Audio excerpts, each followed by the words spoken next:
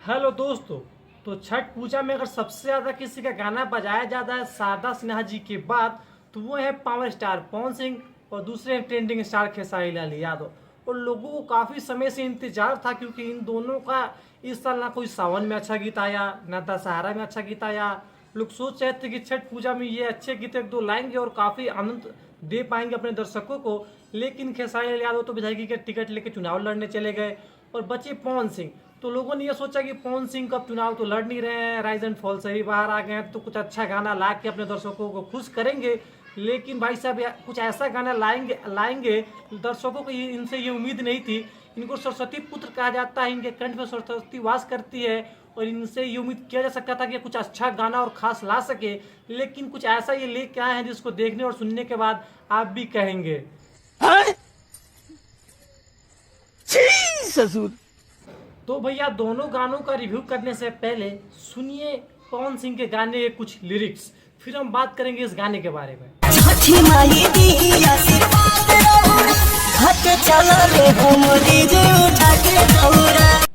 अगर आपने गाने के लिरिक्स पे ध्यान दिया होगा तो क्या आपको लगता है कि ये छठ पूजा का सॉन्ग है?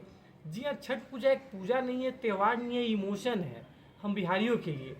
ठीक है, तो आप तो इमोशन समझ ही रहे हैं। तो आपने इस गीत को अगर सुना तो बताइए कि आपको ये कहीं से भी लग रहा है कि पूजा का सॉन्ग है? नहीं, ये लग रहा है भाई प्रमोशन सॉन्ग है कि हाँ बीजेपी का प्रमोशन कर रहे हैं, नीतीश और मोदी, बस दुई आदमी जाता है घाट पर जेबे करता है, बाकी लोग कहाँ कोई जाता है, हम आप जाते हैं जी ना।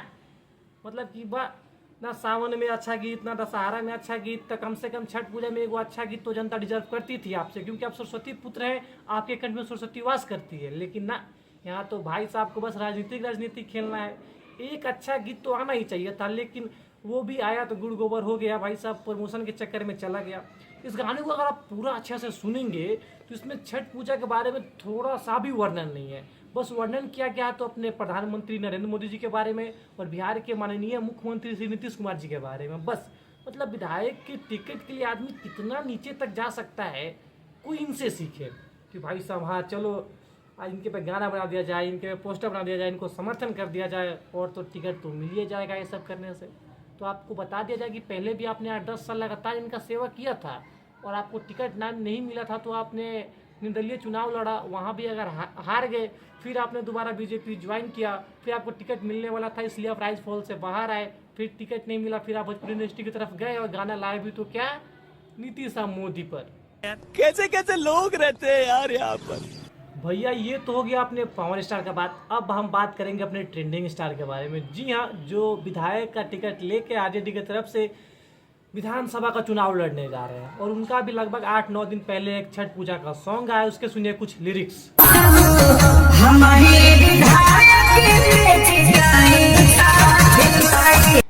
लिरिक्स सुन लिया तो आपको तो लग ही रहा होगा कि हाँ भाई साहब दोनों गाना एकदम सिमिलर है। मतलब किसी में भी छठ पूजा के बारे में वर्णन नहीं किया जा रहा है, बस ये बताया जा रहा है कि मेरा पार्टी ऐसा है, मेरा कैंडिडेट ऐसा है, मेरे विधायक को जिता दीजिए, मेरे हमको वोट दीजिए, बस।